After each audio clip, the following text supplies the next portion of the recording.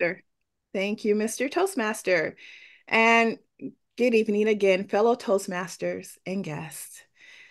So today I'll speak a bit about the idea of growing greater. It's a simple yet powerful phrase that challenges me to expand beyond my boundaries. It's an opportunity for growth, and I'll work to highlight personal anecdotes where I overcame challenges in order to grow. So my journey began with a small but seemingly insignificant decision to join a local community garden. And this community garden, I don't know why it was so popular, but I waited on the wait list for about 3 years.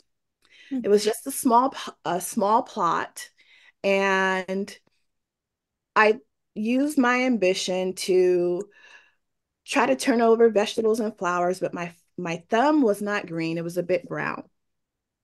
But as I learned, I began to humble myself and seek advice from experienced gardeners. And as any gardener will tell you, only some seeds sprout and only some plants survived. So I faced many failures in that garden. The crops wouldn't grow and the flowers never bloomed. And with each failure was a little lesson for patience and resilience. So I learned that growth often comes dressed in the garb of failure. And the actual test of growth is not how we succeed, but how we fail. So, encouraged by my gardening, I decided to branch out into another area of creativity, and I took up amateur pottery. So, I learned to shape and mold clay into various inanimate objects. And this hobby taught me the importance of having the right tools and the right approach. So, in life, as you can imagine, having the right tools and right approach can include having skills, the knowledge, or the attitudes to help define our successes and our endeavors. And change is often a catalyst for growth. So when I had a substance abuse recovery agency for quite some time, for just over a decade, and my managing partner retired. So our business closed, but I was left kind of lost, not knowing where to go, what to do, which led me into the volunteerism. So I threw myself into volunteering at my children's independent school. But it was very interesting because, as my grandma would say, they were a bunch of highfalutin people. I don't know if anyone knows that.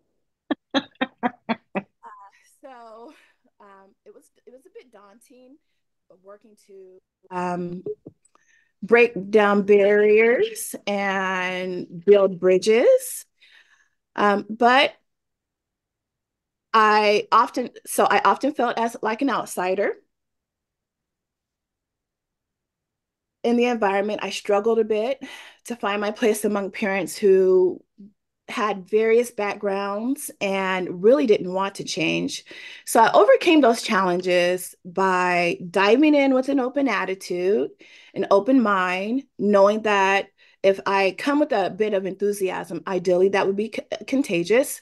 I did not hesitate to ask questions, because understanding that, everyone is new once, and I remembered that we're all there to help each other. I thought about my skills and my interests, and I looked for ways to contribute that aligned with them. So if it was organizing events or communicating with parents in various ways or creative problem solving, I took time to get to know other parents and volunteers. And like I said, I built those bridges to explore and be productive. And I stayed adaptable. So now I sit on the executive committee at the school. And as I grow more comfortable in my role, I realize that the effective leadership often comes down to listening empathetically. And by hearing and reflecting on the concerns and suggestions of parents, I've been able to advocate for changes. I've also helped to bridge barriers and break down barriers for other diverse populations that didn't feel comfortable getting involved. All in all, I learned that leadership is not about imposing one's will, about guiding and facilitating, but it's about guiding and facilitating. And I'm grateful that my perseverance paid off. So the lessons that I learned from this role continue to resonate with me in the idea of continuing to grow greater, understanding that we grow not in isolation, but together.